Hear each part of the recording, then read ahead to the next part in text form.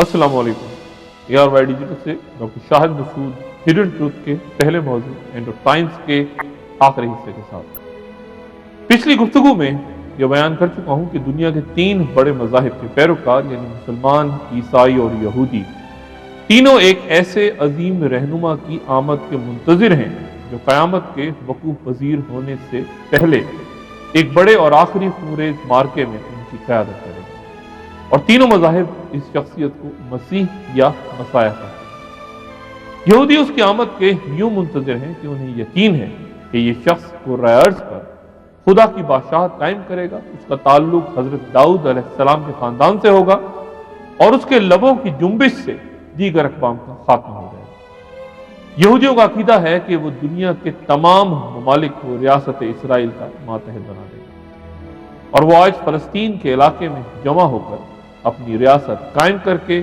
اپنے اسی مسیح کا انتظار کر رہے ہیں جسے دنیا میں آنے کے بعد یروشلم میں قیام کرنا ہے، جو کہ اس کا دارالحکومت ہوگا۔ جیسا کہ میں نے پہلے بیان کیا کہ عیسائی اس شخص کو اینٹی کرائسٹ اور ہم اس شخص کو دجال کہتے ہیں، اور ہمارا اور عیسائیوں دونوں کا ایمان ہے کہ جس شخصیت کے روئے زمین پر آ کر ایک آخری مارکے میں باطل کے خلاف حق کی قیادت کرنے کی پیشگوئی کی گئی ہے، وہ شخصیت حضرت عیسیٰ علیہ السلام کی ہے، اور ان کی یہ جنگ عیسائیوں کے اینٹی کرائسٹ یا ہمارے مطابق اس دجال سے ہوگی یہودی جسے اپنا مسیح سمجھتے ہیں۔ Jewish king who's preferably a descendant from King David. And the reason why we call him the Messiah is because only David and descendants from his family are supposed to be anointed with the holy oil. If another king will be anointed with that holy oil, it will be a violation of moral behegdish. He's using the oil of the holy temple for a purpose that's not permissible. King Saul was anointed with secular oil, not with holy oil. The Gemara says that until Mashiach comes, we will not be able to achieve true sovereignty, because sovereignty belongs to David HaMelech, and nobody else can achieve sovereignty unless it's his family or his descendant, which is of course Mashiach. Messiah, Mashiach, means anointed. If you anointed him with the real McCoy, with the real oil, so then that implies that he was a descendant from King David.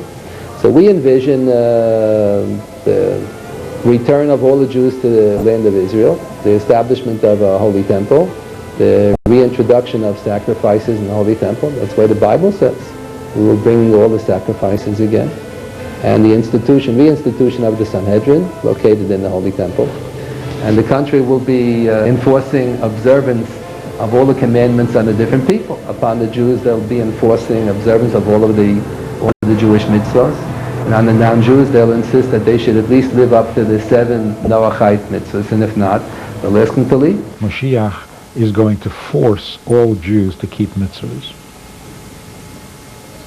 And of course the question is, is that what we've been waiting for thousands of years? For somebody to come and force us? Even after Mashiach is here, we have to be forced? That doesn't sound too good.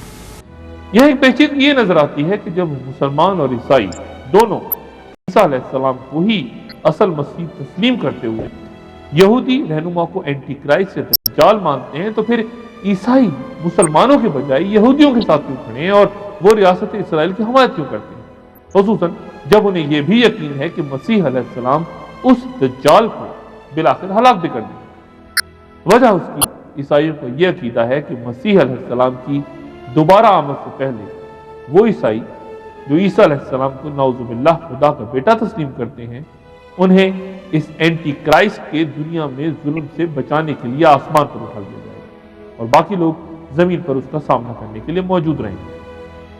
عیسائیوں کو چونکہ یہ بھی یقین ہے کہ عیسیٰ علیہ السلام کے ہاتھوں اس یہودی اینٹی کرائسٹ کے مارے جانے کے بعد تمام یہودی بھی عیسائیت قبول کر لیں گے، چنانچہ انہیں یہودیوں کے فلسطین میں جمع ہو کر ریاست اسرائیل قائم کرنے پر کوئی اعتراض نہیں۔ اس وقت عیسائیت دنیا کا سب سے بڑا مذہب ہے، اور دنیا کی 6 ارب کی آبادی میں 2.25 ارب کے لگ بھگ عیسائی ہیں۔ ان میں Anglican church 7 crore, Catholic 90 crore, orthodox 13 crore, اور پروٹیسٹنٹ 63 کروڑ کے قریب ہیں۔ یہاں میں یہ بیان کرتا چلوں کہ بہت سے امور پر قرآن کریم اور احادیث نبوی اور اناجیل اربعہ میں اتفاق ہے۔ مثلا یہ کہ عیسیٰ علیہ السلام کی پیدائش معجزانہ طور پر بن باپ کی ہوئی تھی، اور چونکہ حضرت مریم رضی اللہ تعالیٰ عنہ کا تعلق بنی اسرائیل سے تھا، چنانچہ عیسیٰ علیہ السلام کا بھی یہی سلسلہ ہوا، اور یہ کہ اللہ تعالیٰ نے انہیں آسمان پر اٹھا لیا اور قیامت کے قریب وہ دوبارہ زمین پر نازل ہو گئے۔ ان امور پر قرآن و حدیث اور اناجیل اربعہ تو متفق ہے، لیکن سینٹ پال کی اختیار کی گئی ترمیمی آراء اور اقدامات کی بنا پر موجودہ عیسائیت کا موقف اور طرز عمل اس سے مختلف ہی نہیں بلکہ متضاد ہے۔ مثلا اصل عیسائیت کی بنیاد یہ تھی کہ حضرت مسیح علیہ السلام کوئی نئی شریعت نہیں لائے، بلکہ وہ حضرت موسیٰ علیہ السلام کی ہی شریعت کی تجدید و توثیق اور بنی اسرائیل کی اخلاقی و روحانی اصلاح کے لیے مابعوث ہوئے تھے۔ گویا وہ کسی نئے دین اور مذہب یا ملت و امت کے بانی نہیں تھے۔ چنانچہ مشہور زمانہ تالیف دی 100 کے مؤلف ڈاکٹر مائیکل ہارٹ کہتے ہیں کہ حضرت مسیح علیہ السلام جب تک دنیا میں موجود رہے، آپ اور آپ کے ساتھیوں کی حیثیت یہود ہی کے ایک فرقے سے زیادہ نہ تھی۔ چنانچہ موجودہ عیسائیت کے بانی حضرت مسیح علیہ السلام نہیں بلکہ سینٹ پال ہیں، جنہوں نے شریعت موسوی کو عیسائیوں کے لیے منسوخ کیا۔ پھر حضرت مسیح علیہ السلام کی دعوت چونکہ صرف بنی اسرائیل کے لیے ہی تھی، چنانچہ انہوں نے فرمایا تھا کہ میں صرف اسرائیل کے گھرانے کی کھوئی ہوئی بھیڑیں تلاش کرنے آیا ہوں، اور انہوں نے اپنے شاگردوں کو بھی سختی کے ساتھ منع فرمایا تھا کہ وہ اپنی دعوت و تبلیغ کو بنی اسرائیل کے باہر وسعت نہ دیں۔ چنانچہ اس کی نفی بھی سینٹ پال ہی نے کی۔ یہی وجہ ہے کہ پہلی صدی عیسوی کی 40 کی دہائی کے دوران حضرت عیسیٰ علیہ السلام کے ماننے والوں کے محدود حلقے میں شدید بحث، لیکن فتح سینٹ پال اور ان کے حامیوں ہی کو ہوئی۔ چنانچہ اگرچہ حضرت عیسیٰ علیہ السلام کی شخصیت اور توریت اور عہد نامہ قدیم کی دیگر کتابوں کی بائبل میں شمولیت کی بنا پر عیسائیت ابتدا میں یقیناً ابراہیمی مذاہب ہی کی ایک کڑی تھی، لیکن 300 سال بعد یہ مذہب تثلیث، صلیب اور کفارے کے حوالے سے علیحدہ مذہب اختیار کر چکا ہے۔ عیسائیوں اور یہودیوں کے تعلقات کو 3 ادوار میں تقسیم کیا جا سکتا ہے۔ پہلا وہ جو کہ 3 صدیوں پر محیط تھا، اس دوران ان کی قلیل تعداد پر یہودیوں اور بت پرست رومیوں دونوں کی طرف سے تشدد ہوتا رہا۔ دوسرے دور میں جب سلطنت روما نے عیسائیت قبول کر لی تو یہودیوں پر عرصہ حیات تنگ ہو گیا اور انہیں عیسائیوں کے بدترین تشدد کا نشانہ بننا پڑا، کیونکہ وہ عیسائیوں کے نزدیک حضرت عیسیٰ علیہ السلام کے قاتل تھے۔ یہ دور 1000 سال کے لگ بھگ جاری رہا، لیکن پھر وہ صورتحال پیدا ہوئی جس میں ان دونوں کا گٹھ جوڑ ہو گیا، اور اس کے پیچھے یہودیوں کی سیاست اور ذہانت کو شاہکار قرار دیا جا سکتا ہے۔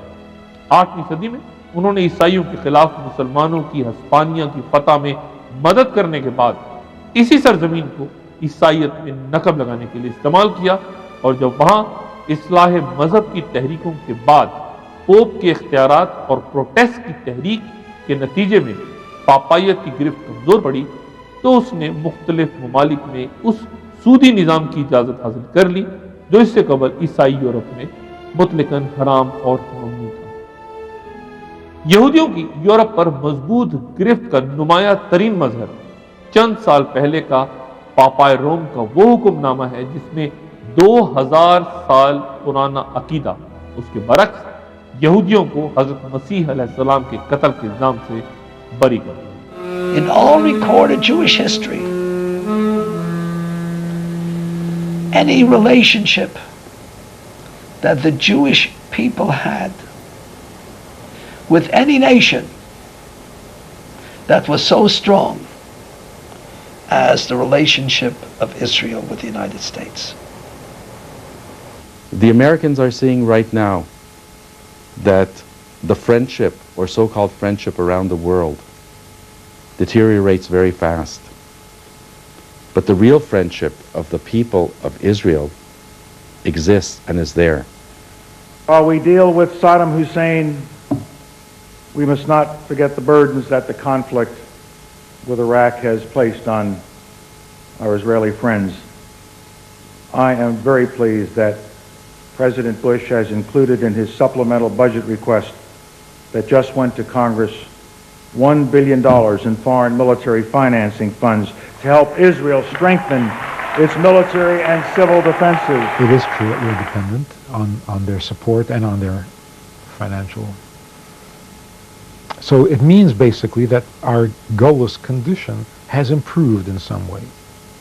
We don't actually have to be in somebody else's country anymore. But being in our own country is not yet geula, because even in our own country we're still dependent. So it's kind of an intermediary step.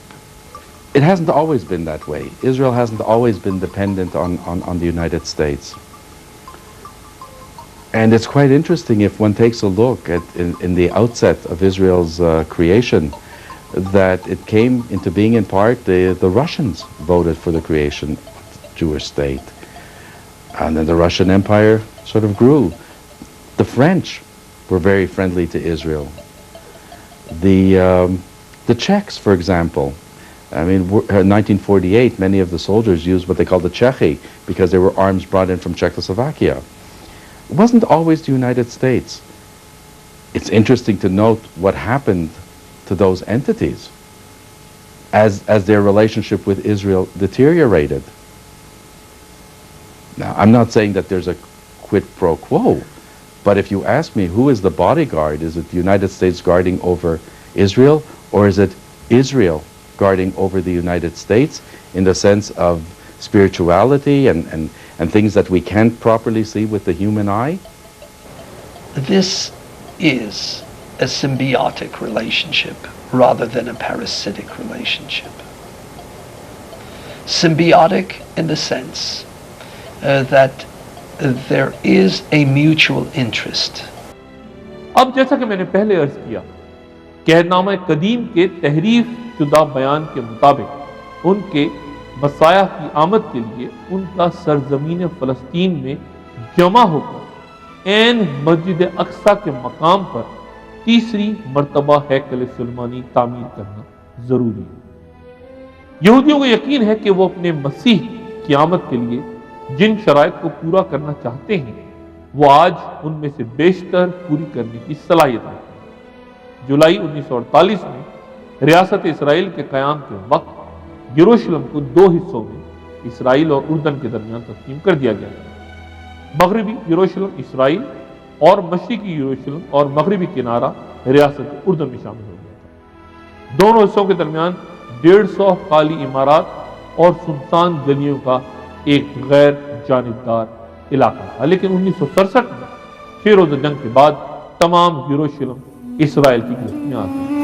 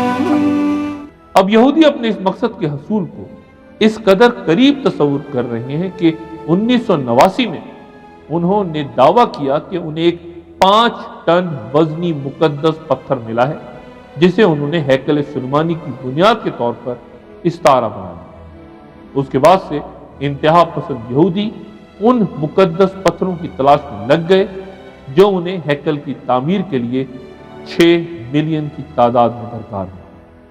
اور معروف خبر رساں ادارے AFP کی اگست 1997 میں جاری ہونے والی یہ خبر کے مطابق امریکہ میں یہودی ماہرین تعمیر ہیکل سلیمانی کا نقشہ تیار کر کے اس کے بلو پرنٹ اسرائیلی حکومت کے حوالے کر چکے ہیں۔ یہودیوں کو تابوت سکینہ کی بھی تلاش ہے، جس کے بارے میں پچھلے پروگرام میں تفصیلاً عرض کر چکا ہوں کہ اس میں حضرت موسیٰ علیہ السلام اور حضرت ہارون علیہ السلام کی چھوڑی ہوئی مقدس اشیاء تھی۔ تابوت سکینہ کو انگلش میں آرک آف کویننٹ کہا جاتا ہے، اور اگر آپ نے ہالی ووڈ کے معروف یہودی فلم ساز اسٹیون اسپلبرگ کی انڈیانا جونز سیریز کی فلمیں دیکھ رکھی ہیں تو آپ سمجھ سکتے ہیں کہ raiders of the last ark میں آرک یہی تابوت سکینہ، جبکہ دوسری فلم میں ٹیمپل آف ڈوم سے مراد ہیکل سلیمانی اور تیسری میں لاسٹ کروسیڈ کا تذکرہ انہی یہودی روایات سے مطابقت رکھتا ہے۔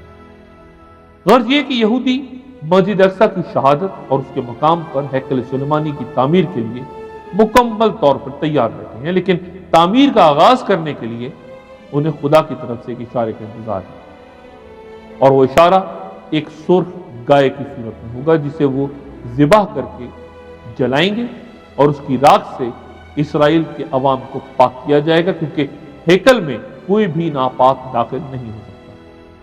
اس سرخ گائے کی پیدائش کی کئی بار خبر دی گئی ہے، اور کہا جاتا ہے کہ اس سرخ گائے کو اپنی پیدائش کے 3 سال بعد ہیکل کی تطہیر کے لیے استعمال کیا گیا۔ اسی طرح آثار قدیمہ کی تلاش کے نام پر مسجد اقصی اور قطبۃ الصخرا دونوں کے نیچے وسیع و عریض سرنگیں کھودی جا چکی ہیں۔ یہ کئی دہائیوں سے ایک منظم طریقے سے کیا جا رہا ہے، اور اس کا نتیجہ یہ ہے کہ یہ دونوں عمارتیں اس وقت کھوکھلی بنیادوں پر کھڑی ہیں، اور معمولی سا ارتعاش انہیں زمین بوس کر سکتا ہے۔ اسرائیلی حکومت کا کہنا ہے کہ سرنگیں کھودے جانے کا مقصد ہیکل سلیمانی کی باقیات کی تلاش ہے، اور ستمبر 96 میں تو سرکاری طور پر ایک سرنگ کا افتتاح بہت جوش و جذبے سے کیا گیا۔ اس موقع پر میں مختصر الفاظ میں نوسٹراڈیمس کا بھی تذکرہ مناسب اپنی پیدائش کے 3 سال بعد ہیکل کی تطہیر کے لیے استعمال کیا گیا۔ اسی طرح آثار قدیمہ کی تلاش کے نام پر مسجد اقصی اور قطبۃ الصخرا دونوں کے نیچے وسیع و عریض سرنگیں کھودی جا چکی ہیں۔ یہ کئی دہائیوں سے ایک منظم طریقے سے کیا جا رہا ہے، اور اس کا نتیجہ یہ ہے کہ یہ دونوں عمارتیں اس وقت کھوکھلی بنیادوں پر کھڑی ہیں، اور معمولی سا ارتعاش انہیں زمین بوس کر سکتا ہے۔ اسرائیلی حکومت کا کہنا ہے کہ سرنگیں کھودے جانے کا مقصد ہیکل سلیمانی کی باقیات کی تلاش ہے، اور ستمبر 96 میں تو سرکاری طور پر ایک سرنگ کا افتتاح بہت جوش و جذبے سے کیا گیا۔ اس موقع پر میں مختصر الفاظ میں نوسٹراڈیمس کا بھی تذکرہ مناسب سمجھتا ہوں، جس کی پیشگوئیاں تمام عالم خصوصاً مغرب میں ایک طویل عرصے سے بے انتہا دلچسپی کا باعث رہے ہیں۔ نوسٹراڈیمس کی متعدد تحریریں میری بھی نظر سے گزری ہیں، اور میں قرآن و سنت کی روشنی میں اس کے بیان کردہ پیشگوئیوں پر نظر ڈالتا ہوں۔ مائیکل ڈی نوسٹراڈیم یعنی نوسٹراڈیم علاقے کا مائیکل 14 دسمبر 1503 کو فرانس کے سینٹ ریمائے علاقے میں ایک ایسے یہودی خاندان میں پیدا ہوا جو کہ کیتھولک مذہب قبول کر چکا تھا۔ اس نے ابتدائی تعلیم گھر پر اپنے بزرگوں سے حاصل کی، اور باقاعدہ مدرسے کا رخ اختیار کرنے سے پہلے وہ ادب، تاریخ، فلکیات اور طب کے علوم کا ماہر ہو چکا تھا۔ چنانچہ جب اس نے طب اور فلسفے کی باقاعدہ تعلیم حاصل کر لی تو اس کی شہرت ایک ایسے طبیب کے طور پر دور دور تک پھیل گئی جو طاعون کے مریضوں کا روایتی علاج یعنی ان کے جسم سے خون نکالنے پر یقین نہیں رکھتا تھا۔ نوسٹراڈیمس نے طاعون کے لاتعداد مریضوں کو اپنے انداز علاج سے شفا دی، اور اس کے صلے میں اسے فرانس کے ایک شہر میں تاحیات وظیفہ دینے کا بھی اعلان کیا گیا۔ لیکن ان کامیابیوں کے باوجود نوسٹراڈیمس کی بیوی اور 2 بچوں کا 1537 عیسوی میں طاعون ہی سے انتقال ہو گیا، لیکن اس کی دوبارہ شادی کے بعد 6 مزید بچے پیدا ہوئے۔ اس کے گھر کا ایک کمرہ اس کے مطالعے کے لیے مخصوص تھا، اور وہ یہیں تنہائی میں زیادہ تر وقت گزارا کرتا تھا۔ کمرے کے وسط میں پانی سے بھرا ایک برتن رکھا ہوتا تھا جس کے بارے میں کہا جاتا تھا کہ نوسٹریڈیمس اسے مراقبے کے دوران ارتکاز توجہ کے لیے استعمال کرتا ہے۔ اسی مراقبے کے دوران وہ جو کچھ دیکھتا، سنتا اور محسوس کرتا اسے تحریری شکل میں لاتا رہتا۔ یہ تحریریں شاعری کی صورت میں ہوتی اور ہر بند کے 4 مصرے ہوتے۔ یہ قدیم فرانسیسی زبان تھی جس میں لاطینی اور یونانی زبانوں کی بھی بہت آمیزش تھی۔ 1554 عیسوی میں اس نے اپنی مشہور تصنیف سینچریز یا صدیاں لکھنی شروع کی جس کی 10 جلدیں ہیں اور ہر ایک میں اشعار کے 100 بند ہیں۔ نوسٹریڈیمس کے پیروکار یقین رکھتے ہیں کہ پچھلی کئی صدیوں میں ایسا بہت کچھ ہوا۔ نوسٹریڈیمس نے اپنی کتاب سینچریز کے اشعار میں جس طرف اشارہ کیا تھا، مثلا انقلاب فرانس، امریکہ کی دریافت، کینیڈی کے قتل، ہٹلر کا دور وغیرہ وغیرہ۔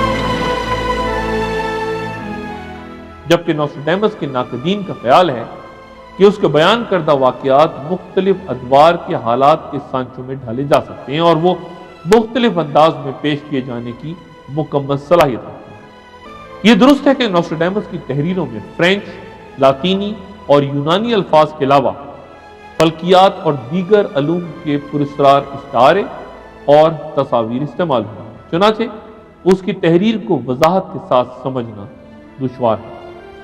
80 کی دہائی میں اس پر بننے والی فلم دا مین ہو سو ٹمارو، اگر آپ میں سے کسی نے دیکھی ہے تو وہ مجھ سے اتفاق کرے گا کہ اس فلم کے وقت سے لے کر آج تک اس کی بیان کی گئی تمام پیشگوئیاں غلط ثابت ہوئی ہیں، خصوصاً 1985 میں خروج دجال نہیں ہوئی۔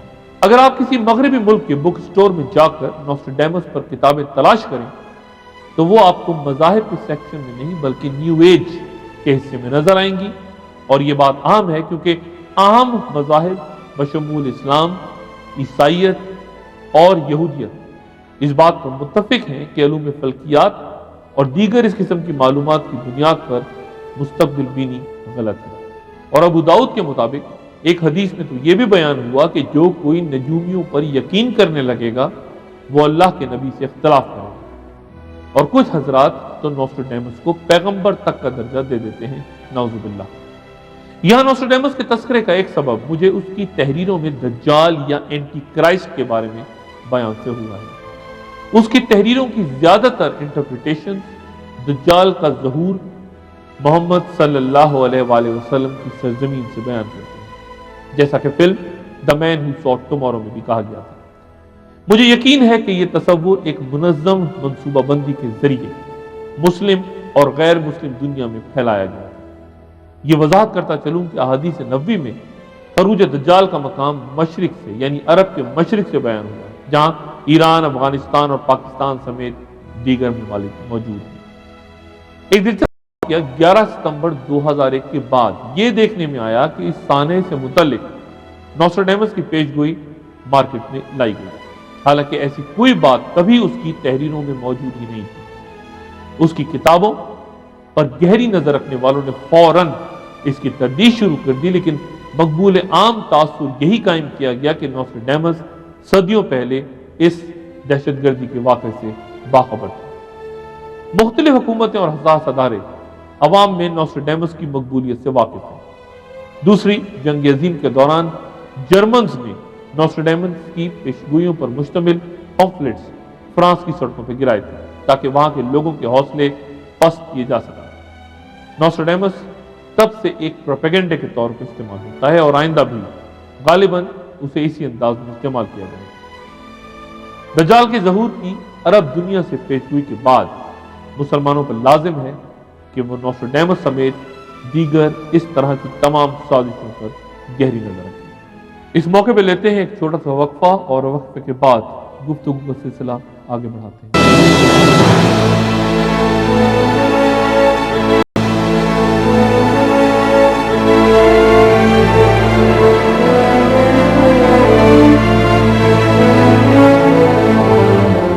مغربی ماہرین فلکیات بھی آج اس نتیجے پر پہنچ رہے ہیں کہ یہ کائنات آخرکار اپنے انجام سے دوچار ہوگی، یعنی قیامت ہوگی۔ اگر یہ مغربی سائنسدان 1400 سال پہلے قرآن شریف کا مطالعہ کر لیتے تو شاید پہلے ہی اس نتیجے پر پہنچ جاتے۔ اس وقت یہ حقیقت تسلیم شدہ ہے کہ زمین پر زندگی محض سورج کے وجود اور اس کی تب و تاب سے ہے، اور سورج کی تباہی نظام شمسی اور ہو سکتا ہے تمام کائنات کی تباہی کا پیش خیمہ ہو۔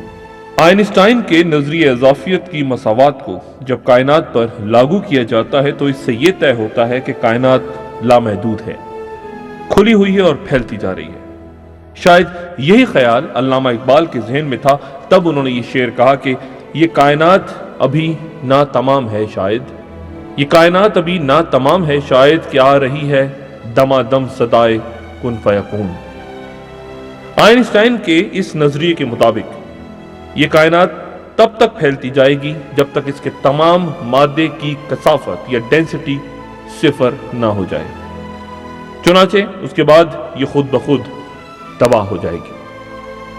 ایسی کائنات ایک وقت میں بالکل خالی ہوگی، یعنی لامحدود خلا میں مادے کی محدود مقدار کے ساتھ۔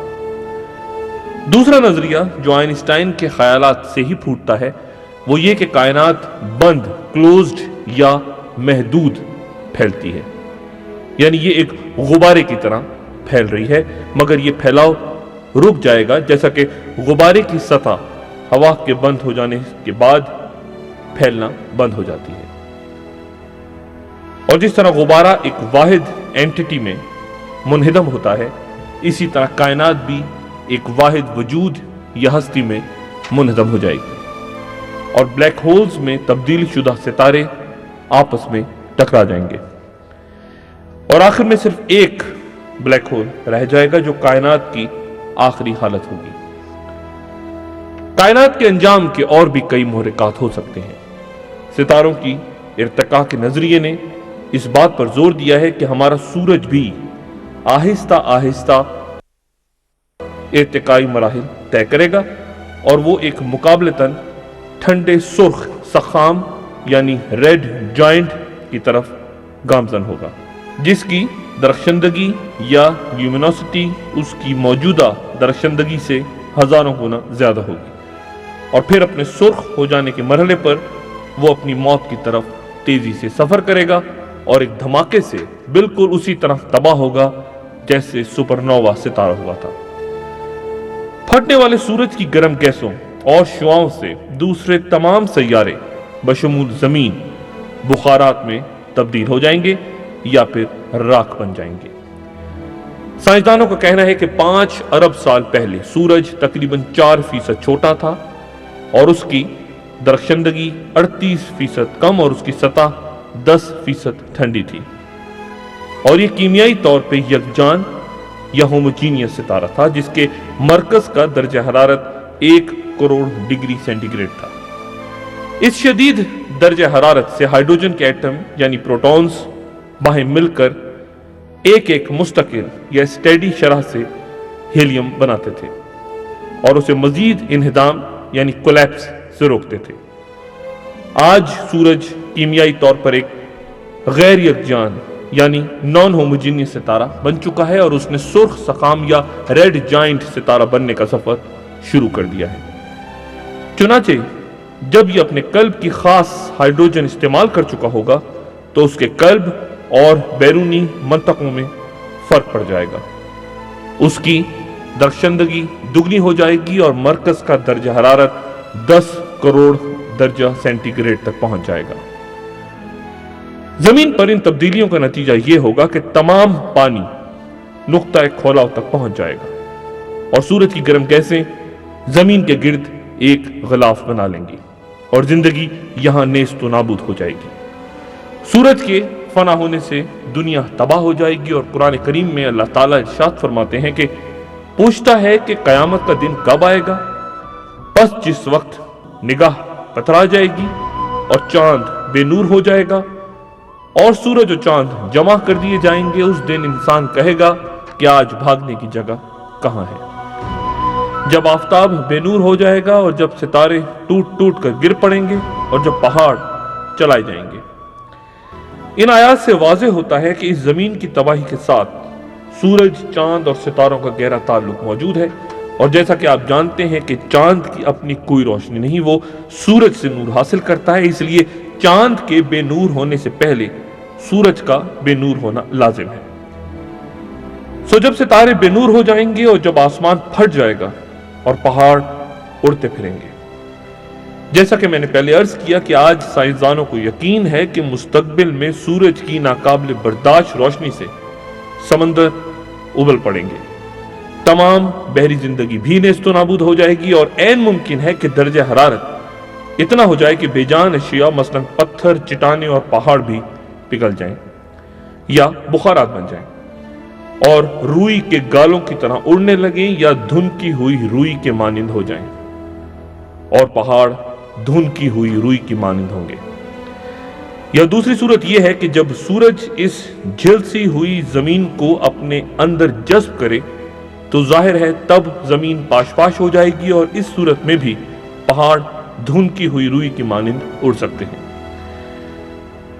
ان ناگزیر عوامل کے علاوہ چند تباہ کن آفات زمین کو فنا کر سکتی ہیں، مثلا کسی بھاری شہاب ثاقب کا زمین پر گرنا یا کسی کومیٹ یا دمدار ستارے کا زمین سے ٹکرانا، ایک تباہ کن ایٹمی جنگ یا رفتہ رفتہ غائب ہوتی اوزون کی حفاظتی تہ کے ٹوٹ جانے کے بعد سورج کی الٹرا وائلٹ ریڈیشن کے ہاتھوں زندگی کا خاتمہ، یا پھر برف کی وہ تہ جس کی موٹائی تقریباً 1 میل ہے اور قطب جنوبی اور گرین لینڈ سمیت جو دنیا کی 10 ملین مربع میل پہ پھیلی ہے اور جو ماضی میں عظیم سیلابوں کے بعد پیدا ہوئی تھی، اگر یہ تہ پگھل جائے تو دنیا کے تمام سمندروں کے پانیوں کی تہ 30 فٹ بلند ہو جائے گی اور وہ ممالک مثلا ہالینڈ وغیرہ جو نچلی سطح پہ ہیں سب ڈوب جائیں گے۔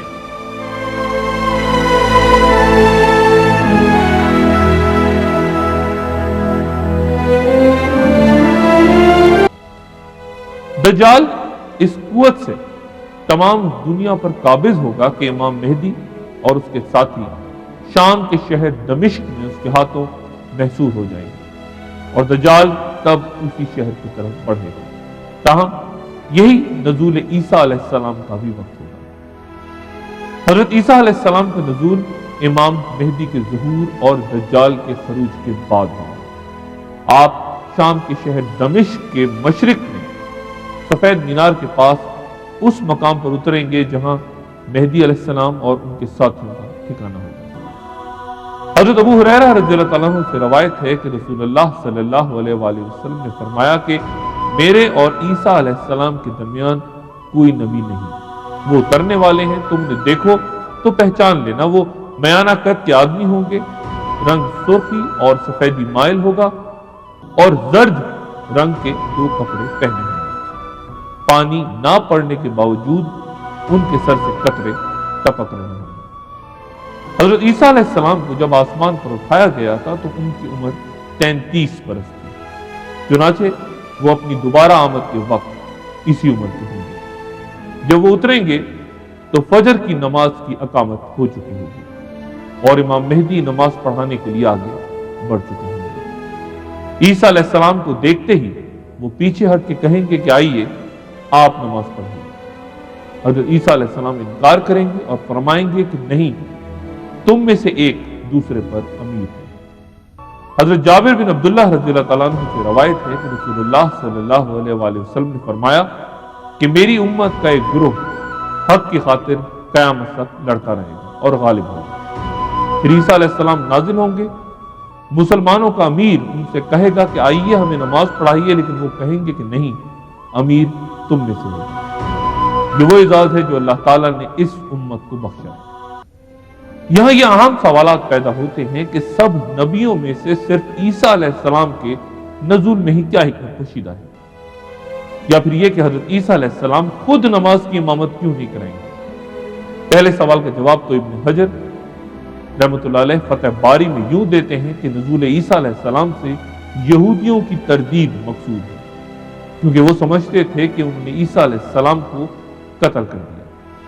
اللہ تعالیٰ ان کے جھوٹ کا پردہ چاک فرما کر انہیں عیسیٰ علیہ السلام کے ہاتھوں قتل کرائیں گے۔ دوسرے امامت سے متعلق سوال کا جواب ابن جوزی رحمۃ اللہ علیہ یوں فرماتے ہیں کہ اگر عیسیٰ علیہ السلام آگے بڑھ کر امامت کروا دیں تو اس سے دلوں میں یہ شبہ پیدا ہو سکتا ہے کہ کیا وہ نائب کی حیثیت سے آگے بڑھے ہیں یا نئی شریعت لائیں ہیں۔ چنانچہ ان کا مقتدی کی حیثیت سے نماز پڑھنا یوں ضروری ہے کہ رسول اللہ صلی اللہ علیہ وسلم کا یہ قول کہ میرے بعد کوئی نبی نہیں آئے گا شک و شبے سے غبار آلود نہ ہو جائے۔ اس نماز فجر کے فوراً بعد حضرت عیسیٰ علیہ السلام دجال کے خاتمے کا ذمہ اپنے سر میں لیں۔ دجال اس وقت اپنی 70,000 یہودی فوج کے ساتھ دمشق پہنچ چکا ہے۔ نقشے پر نظر ڈالیں تو آپ کو اندازہ ہو جائے گا کہ دمشق اسرائیل کی سرحد سے صرف 60 میل دور ہے۔ دمشق تک پہنچ کر وہ شہر کے باہر گھیرا ڈالے ہوگا، تبھی اس شہر کی مسجد کے مینار پر حضرت عیسیٰ علیہ السلام کا نزول ہوگا۔ حضرت عیسیٰ علیہ السلام نماز کے بعد شہر سے باہر دجال کی فوج سے ٹکرائیں گے، یہودیوں کو شکست فاش ہوگی اور 70,000 یہودیوں میں سے تمام مارے جائیں گے۔ دجال فرار ہو کر یروشلم کی طرف بھاگے گا، وادی افیق سے گزر کر وہ لد کے مقام پر پہنچے گا اور یہیں حضرت عیسیٰ علیہ السلام اسے دبوچ لیں گے۔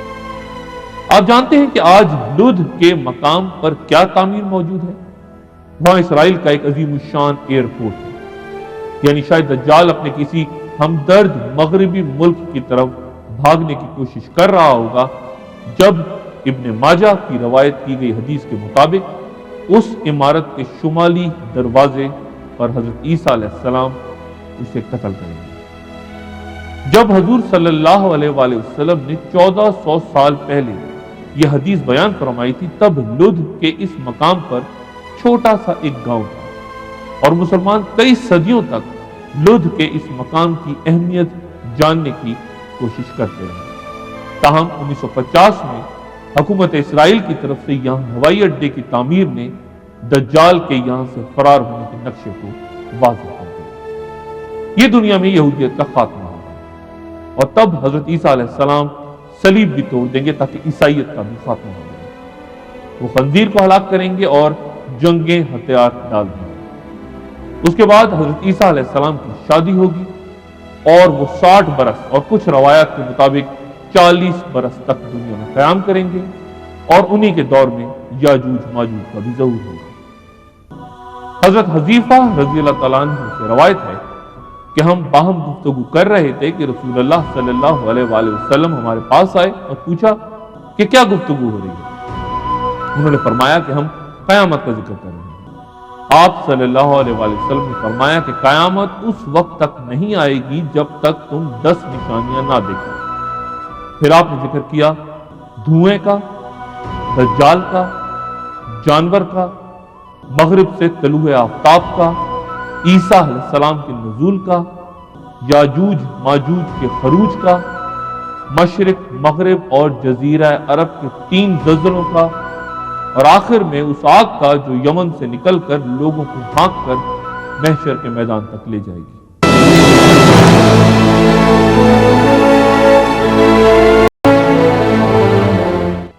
قیامت کی 10 بڑی نشانیوں یا علامات کبریٰ میں اگلی یاجوج اور ماجوج کا خروج، ان کا تذکرہ قرآن شریف میں حضرت ذوالقرنین کے حوالے سے بیان ہوا ہے، جو کہ ایک عادل بادشاہ تھے، جو کہ قرۂ ارض کے دور دراز مقامات تک اللہ کے بیان کردہ اصولوں کے تحت سلطنت کے قیام کے لیے سفر کرتے رہے۔ ایک بار انہوں نے اپنی مہم 3 سمتوں میں بیک وقت شروع کی، مغرب بعید میں، مشرق بعید میں اور پھر شمال کی جانب۔ ان کی ملاقات ایک قوم سے ہوئی جنہوں نے انہیں یاجوج اور ماجوج کے بارے میں بتایا کہ وہ 2 بڑے پہاڑوں کے پیچھے سے آ کر ان کے درمیان فساد پھیلاتے ہیں۔ انہوں نے حضرت ذوالقرنین سے ایک دیوار بنانے کی درخواست کی۔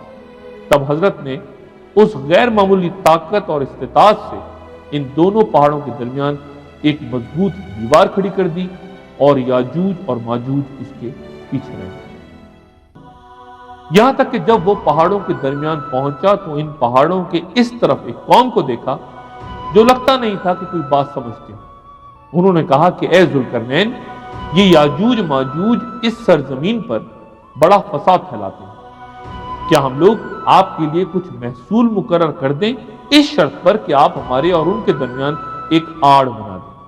ذوالقرنین نے جواب دیا کہ جس مال میں اللہ نے مجھے اختیار دیا وہ بہت کچھ ہے، بس میری مدد کرو محنت سے تاکہ میں تمہارے اور ان کے درمیان خوب مضبوط دیوار بنا دوں۔ یہ پہاڑ کہاں ہے؟ اس کے بارے میں حضرت ابن عباس رضی اللہ تعالیٰ عنہ کا کہنا ہے کہ ترکی کے آخری سرے پر آرمینیا اور آذربائیجان کے قریب یعنی کوہکاف کے علاقے میں یہ کہیں موجود ہے۔ ان کا خروج تب ہوگا جب حضرت عیسیٰ علیہ السلام دجال کو قتل کر دیں گے، تب اللہ کے حکم سے یاجوج ماجوج کے رستے میں حائل مضبوط دیوار ڈھا دی جائے گی۔ اب ایک طویل صحیح حدیث ملاحظہ فرمائیے۔ حضرت ابو سعید رضی اللہ تعالیٰ عنہ سے روایت ہے کہ رسول اللہ صلی اللہ علیہ وآلہ وسلم نے فرمایا کہ جب یاجوج ماجوج کا اخراج ہوگا تو لوگ ان سے بھاگ کر اپنے شہروں اور قلعوں کی راہ لیں گے اور اپنے ساتھ اپنے مویشی بھی لے جائیں گے۔ وہ زمین کے سارے پانی پر قابض ہو جائیں گے اور دریا اس طرح خشک ہوں گے کہ ان کے بعد جو شخص بھی وہاں سے گزرے گا کہے گا کہ کیا کسی زمانے میں یہاں پانی بھی ہوا کرتا تھا؟ پھر اللہ تعالیٰ ان لوگوں کی طرف ایک کیڑا بھیجے گا جو ان کی گردنوں پر حملہ آور ہوگا، چنانچہ وہ سب مر جائیں گے۔ حضرت نواس بن سمان رضی اللہ عنہ سے روایت ہے کہ رسول اللہ صلی اللہ علیہ وآلہ وسلم نے فرمایا کہ ان کی تعداد چیونٹوں کی طرح گنی نہیں جا سکتی، یہاں تک کہ مسلمان یاجوج ماجوج کی کمانوں، تیروں اور ڈھالوں کو 7 برس تک بطور ایندھن استعمال کریں گے۔ یاجوج اور ماجوج اصل میں حضرت نوح علیہ السلام کے تیسرے بیٹے یافس کی نسل میں سے ہیں۔ حضرت نوح علیہ السلام کے 3 بیٹے تھے، سام جن سے سیمیٹک، سامی النسل، یہ عرب بھی سیمیٹک ہے اور جیوز بھی سیمیٹک ہے چونکہ یہ سب کے سب جو ہے اسی سامی النسل ہے، اور دوسرے حام اور تیسرے یافس۔ حام سے میں سمجھتا ہوں کہ ایرین جو قبائل ہیں انڈیا اور اپنا یہ ایران اور پھر ادھر اندر جا کر گریکس اور جرمنز وغیرہ یہ جو ہے یہ ایرینز ہیں، اور پھر ایک ہے یہ یافس۔ یافس جو ہے وہ پہاڑی سلسلے کو کراس کر کے اور جا کر شمال میں آباد ہو گئے تھے، تو وسط ایشیا کا جو پہاڑی سلسلہ ہے اس کے اوپر یہ تھے، یہاں یہ پھیلے ہیں۔ ان کے بیٹے 10-12 تھے، ان میں سے 2 کا نام یاجوج اور ماجوج ہے، تو انہی میں سے یہ اقوام میں سے یاجوج و ماجوج ہیں۔ آخری جنگ حضرت مسیح علیہ السلام کی ان سے ہوگی۔ وہ کہاں ہے اس وقت؟ وہ انہی ملکوں کے اندر ہیں، یاجوج ماجوج۔ یاجوج ماجوج یہ قومیں جو دنیا کے اندر ہیں یاجوج ماجوج ہیں۔ یعنی اچھا، وہ دو لوگ ہیں جی؟ یا قوم کو قوم یاجوج کی نسل، ماجوج کی نسل، اچھا جیسے حضرت سام کی نسل ہے، یہ ساری عرب بھی ہے اور یہ یہودی بھی ہے، یہ سب حضرت سام کی نسل ہے۔ تو یعنی 2 قوموں کو جی یاجوج ماجوج کہا یاجوج گیا ہے۔ ماجوج کہا گیا۔ اور ان قوموں سے پھر جنگ ہوگی عیسیٰ علیہ السلام کی. اچھا اس کے بعد پھر کیا ہے؟ اور بڑی یعنی زبردست ان کی طاقت ہوگی. الفاظ یہ آتے ہیں قرآن میں کہ وہ ہر اونچائی کے اوپر سے اترتے ہوئے نظر آئیں گے. تو چونکہ یہ پورا جو ہے سینٹرل ایشیا کا جو پہاڑی علاقہ ہے، اس کے اوپر سے جیسے کہ کبھی نیفا میں جو جنگ ہوئی تھی چائنا کی اور انڈیا کی، تو اس میں بھی الفاظ آئے تھے کہ waves after waves of Chinese soldiers coming down the slopes of the Himalayas. اس طرح کا ایک نقشہ کھنچتا ہے. من کل حدب ینسلون. پھر ان سے جو ہوگی اصل میں وہ جنگ نہیں ہوگی، بلکہ اللہ تعالیٰ ایک معجزے کے ذریعے سے انہیں ختم کرے گا. یاجوج ماجوج کے فتنے سے حفاظت کا کام عیسیٰ علیہ السلام بن مریم کی سپرد ہوگا. حضرت عیسیٰ علیہ السلام جن کا دوبارہ نزول 33 برس کی عمر میں ہوا ہوگا، یاجوج ماجوج کی ہلاکت کے بعد انتقال فرما جائیں گے، اور مسلمان ان کی نماز جنازہ ادا کر کے انہیں مسجد نبوی میں رسول اللہ صلی اللہ علیہ وآلہ وسلم کے پہلو میں دفنائیں گے. وقتی ترتیب سے یاجوج ماجوج کے بعد چوتھی بڑی علامت مغرب سے طلوع آفتاب ہوگی. اس کی تفصیل اس روایت میں ہے جسے حافظ ابو بکر بن مردویہ نے اپنی تفسیر میں حضرت عبداللہ بن ابی اوفا رضی اللہ تعالیٰ عنہ کے حوالے سے یوں نقل کیا. وہ کہتے ہیں کہ میں نے رسول اللہ صلی اللہ علیہ وآلہ وسلم کو کہتے سنا کہ لوگوں پر ایک رات ایسی آئے گی جو ان کی عام 3 راتوں کی برابر ہوگی. نفل عبادت کرنے والے اس کو پہچان لیں گے. ان میں سے کوئی کھڑے ہو کر اپنے حصے کی نماز پڑھے گا، پھر سو جائے گا، پھر کھڑے ہو کر اپنے حصے کی نماز یا قرآن پڑھے گا، پھر سو جائے گا. اس دوران لوگ ایک دوسرے پر چیخیں گے اور پوچھیں گے کہ کیا ہوا، اور گھبرا کر مسجدوں کی طرف بھاگیں گے. اچانک وہ دیکھیں گے کہ سورج مغرب سے نکلا ہوا ہے. جب وہ آسمان کے درمیان پہنچے گا تو لوٹ جائے گا. حافظ بہیقی نے الباس منشور میں ابن مسعود رضی اللہ تعالیٰ عنہ کی سند سے روایت نقل کی ہے جس میں یہ الفاظ ہیں: اس رات آدمی اپنے پڑوسی کو آواز دے گا کہ اے دوست، آج رات کیا بات ہے کہ میں جی بھر کے سویا اور اتنی نماز پڑھی کہ میں تھک گیا. پھر سورج سے کہا جائے گا کہ وہاں سے نکلو جہاں تم غروب ہوتے ہو. اور اس دن ایسے شخص کو کوئی فائدہ نہ ہوگا جو پہلے سے ایمان نہ لایا ہو یا جس نے اپنے ایمان سے کوئی نیکی نہ کمائی ہو. سورج کا یہ الٹا طلوع ہونا صرف ایک دن کے لیے ہوگا اور اس کے ساتھ ہی توبہ کا دروازہ بند ہو جائے گا.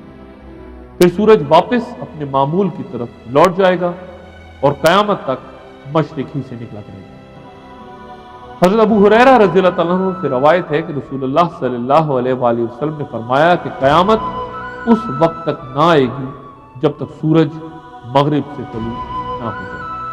اور جب وہ مغرب سے طلوع ہوگا تو اسے دیکھ کر سب ایمان لے آئیں گے، مگر اس وقت کسی ایسے شخص کو ایمان فائدہ نہ دے گا جو پہلے ہی ایمان نہ لا چکا. سورج کے مغرب سے طلوع ہونے والی علامت کی ایک جڑواں علامت بھی ہے.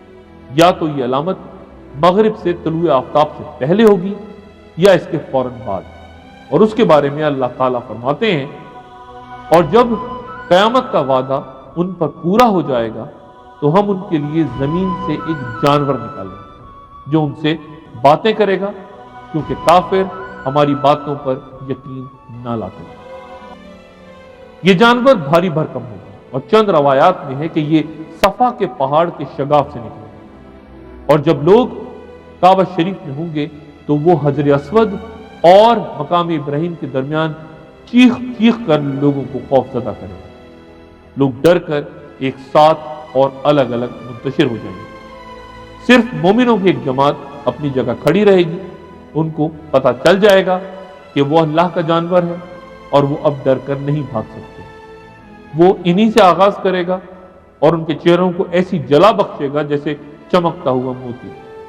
پھر وہ روئے زمین پر بھاگے گا.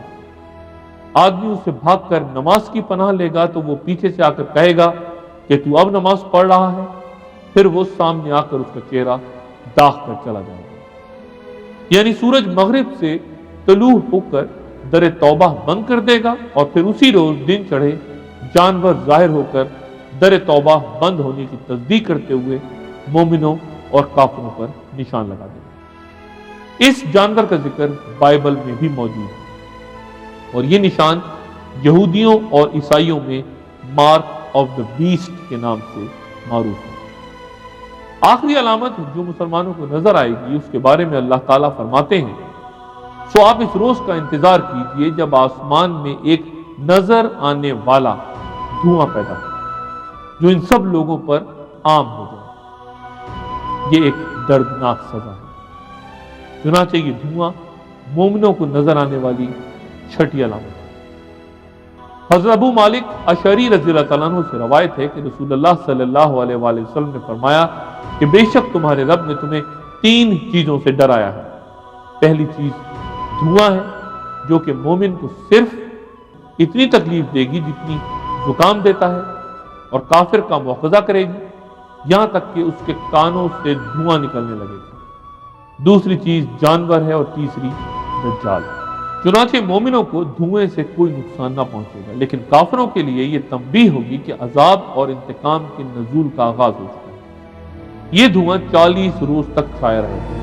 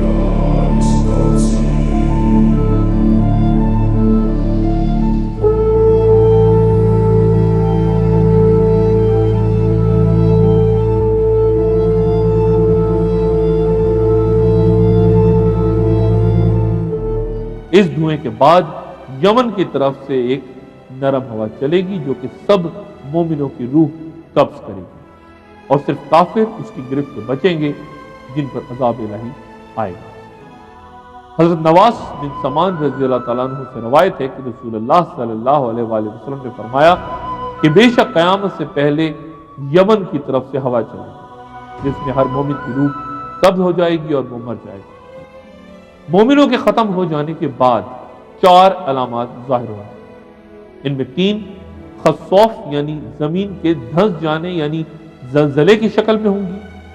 अरब में एक लश्कर के धंस जाने का जिक्र मैं पहले कर चुका हूं। बाकी 2 यानी मशरिक और मगरिब में जमीन फटकर लोगों को निगल लेगी और उसके बाद चौथी और आखिरी बड़ी अलामत जाहिर होगी और ये कायनात के होलनाक हकीकी इनकलाब की पहली निशानी होगी। यमन या अदन की गहराई से या मशरिक से एक आग निकलकर लोगों को हाँकती हुई सरजमीन शाम के मैदान हशर तक ले जाएगी।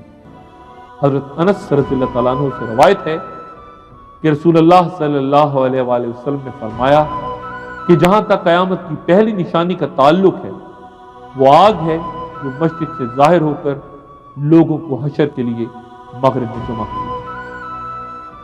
एक और रवायत में है हजरत हज़ीफा बिन अस्यद रज़ियल्लाहु तआला अन्हु से रवायत है कि रसूलुल्लाह सल्लल्लाहु अलैहि वसल्लम ने फरमाया कि आग अदन की गहराई से निकलकर लोगों को मैदान हशर में धकेल देगी जहां वो रात बसर करेंगे। जहां वो कैलोला करेंगे वो वहीं कैलोला करेंगे। किसी को पीछे नहीं रहने देगी बल्कि जो पीछे रहा उसे खा जाएगी और बाकियों को हाँकती हुई शाम में बपा मैदान हशर की तरफ ले जाएगी। और उसके बाद اللہ تعالیٰ حضرت اسرافیل علیہ السلام کو سور پھونکنے کا حکم دے. سور ایک بہت بڑا بگل ہے جسے حضرت اسرافیل علیہ السلام 3 بار پھونکیں گے. پہلی پھونک یا نفخہ گھبراہٹ کا نفخہ ہوگا. یہ خاصا طویل ہوگا جس کو سن کر آسمان و زمین پر رہنے والے سب ڈر جائیں گے سوائے انبیاء اور شہداء کے. اور کیا گزرے گی اس روز جبکہ سور پھونکا جائے گا اور ہول کھا جائیں گے وہ سب جو آسمانوں اور زمین میں ہیں سوائے ان لوگوں کے جنہیں اللہ اس ہول سے بچا لے گا اور سب کان دبائے اس کے حضور حاضر ہو جائیں. یہی وہ نفخہ ہے جس سے پوری کائنات بری طرح لرزنے لگے گی اور ایک زبردست زلزلے سے جیسے ہر جوڑ کھل جائے گا. زمین لرز جائے گی, پہاڑ گر کر زمین کے برابر ہو جائیں گے اور ریزہ ریزہ ہو کر ذروں کی مانند بکھر جائیں گے. سمندر پھٹ کر ایک دوسرے میں گر جائیں گے اور بھڑکتی ہوئی آگ میں تبدیل ہو جائیں گے. کشش ثقل یا گریوٹی کا خاتمہ ہو جائے گا. سورج, چاند, ستارے سب کی روشنی جاتی رہے گی. سب کچھ فنا ہو جائے گا اور کائنات اسی طرح کوہر اور بخارات میں تبدیل ہو جائے گی جیسے تخلیق سے پہلے. یہ نفخہ جب آئے گا تو زمین پر موجود انسان کے بارے میں اللہ فرماتے ہیں لوگوں اپنے رب کے غضب سے بچو.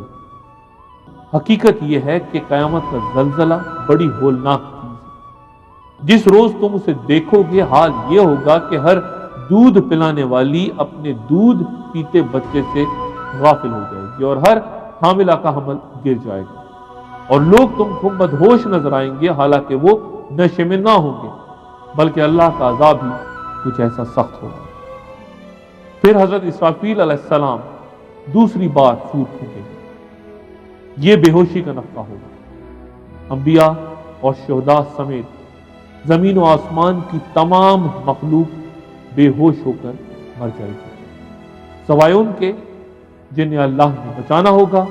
اور یہ 8 فرشتے ہوں گے: جبرائیل, میکائیل, اسرافیل, موت کا فرشتہ اور عرش اٹھانے والے 4 فرشتے. اور سور میں پھونک ماری جائے گی سو تمام آسمان اور زمین والوں کے ہوش اڑ جائیں گے سوائے ان کے جنہیں اللہ بچانا چاہے. پھر اس میں دوبارہ سور پھونکی جائے گی تو دفتن سب کھڑے ہو جائیں گے اور چاروں طرف دیکھنے لگیں گے.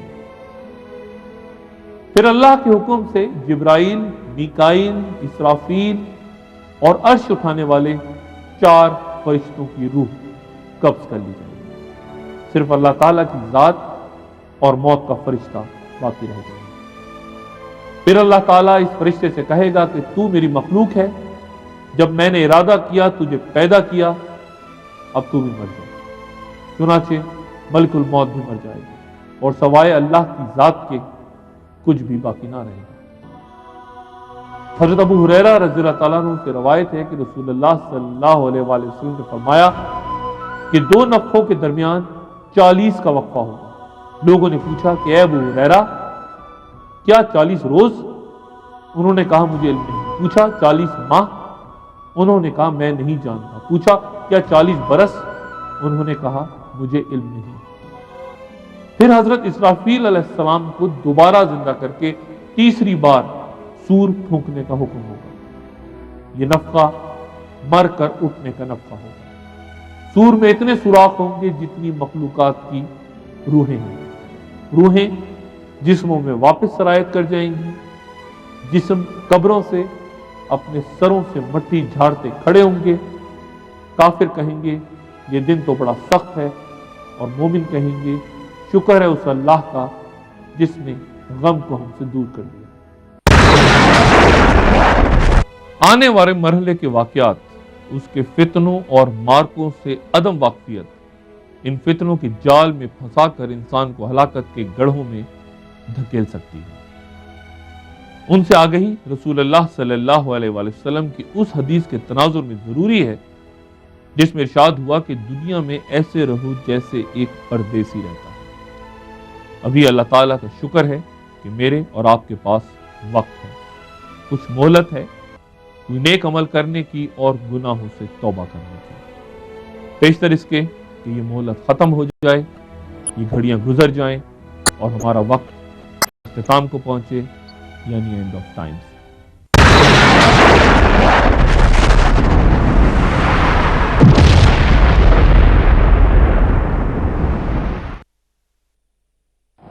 अल्लाहु अकबर,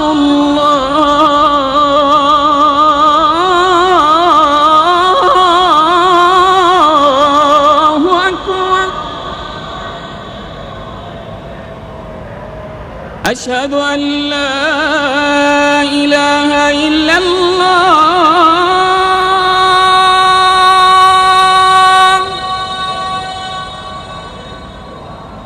अशहदु अन ला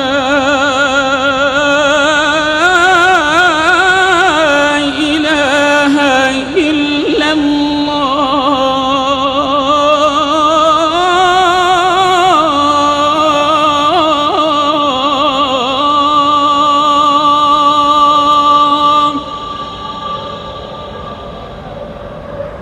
अशहदु अन्न मुहम्मदर रसूलुल्लाह,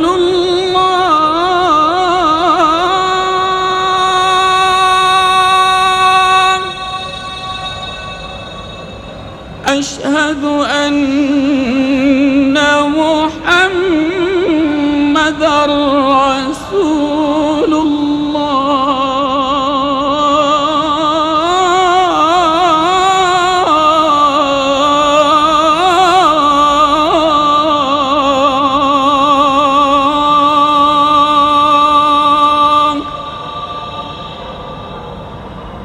हय्या अला الصلاة،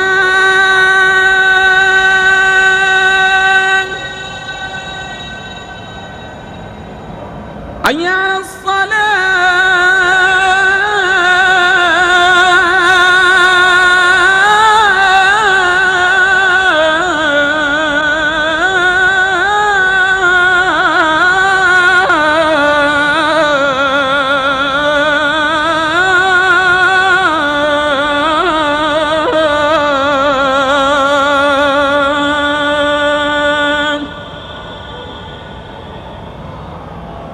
حي على الفلاح،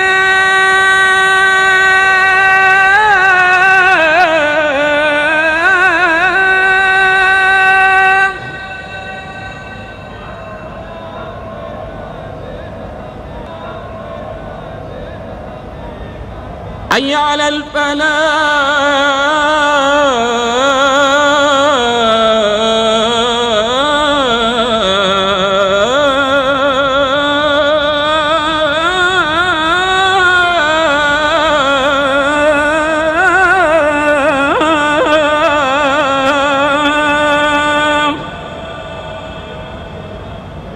الله أكبر،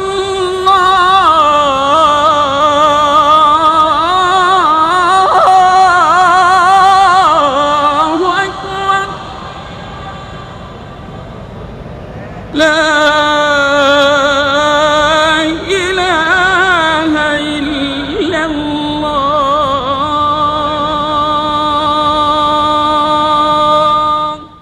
अपना, दोस्तों, रिश्तेदारों, किरदो नवाह के लोगों का सबका ख्याल रखिएगा।